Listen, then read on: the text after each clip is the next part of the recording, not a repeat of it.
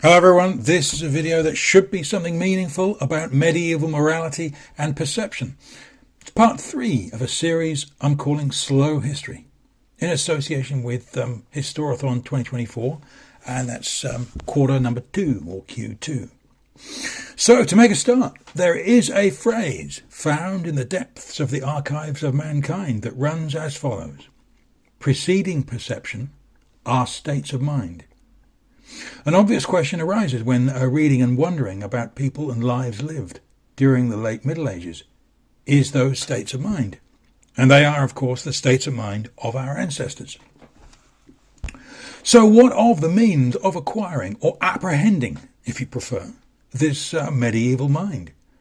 The dearth of documentary evidence, so plentiful in more recent times, means the historian inevitably finds him or herself in a potential malaise, seemingly of detective work with only circumstantial leads, scholarly guesswork, hunches even, and sooner or later imaginative interpretation, which will no doubt tempt the zealot or true believer in favour of their cause, probably their political religion, or is that philosophical school of thought. I am but a humble student. If the people of the Middle Ages were a civilised lot, more or less, give or take, there is the question of what sources of morality existed, if at all, during this era. Apparently, the typical way an ordinary person in England in the period 1200 to 1500 had any kind of formal encounter with morality in society was from the pulpit, by sermon, and in church painting and sculpture.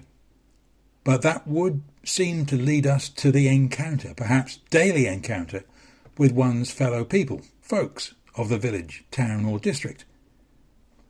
There is a question, however.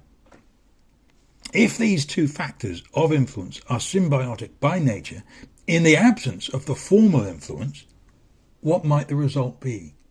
How does that scenario or scene play out over time?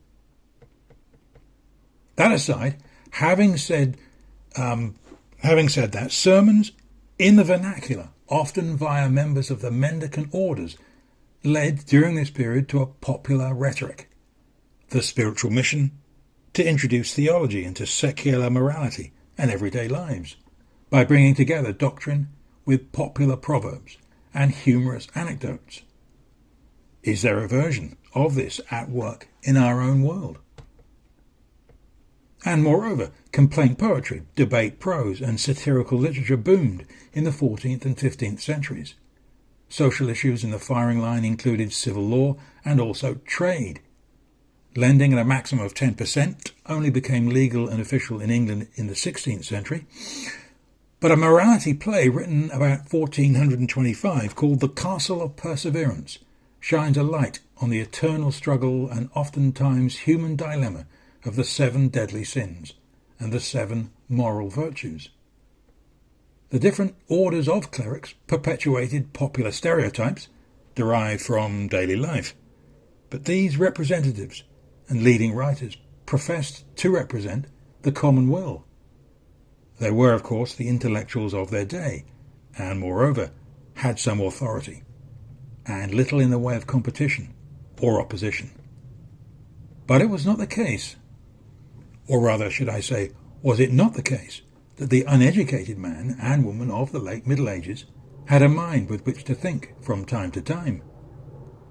One preacher thought that the laity viewed the world through practical eyes.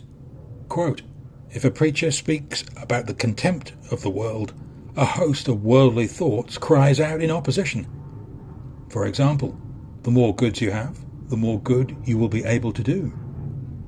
And meanwhile, however, Geoffrey Chaucer focused his historical brand of satirical humour on, among other things, self-importance, the ego and hubris of the leading merchant, sergeant of law, physician and guildsman, whose occupations apparently might have an undue influence over moral character.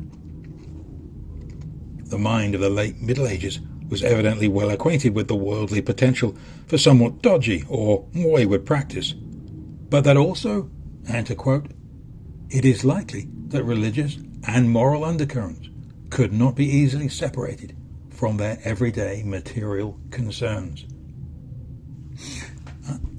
That's it. And, well, bye for now.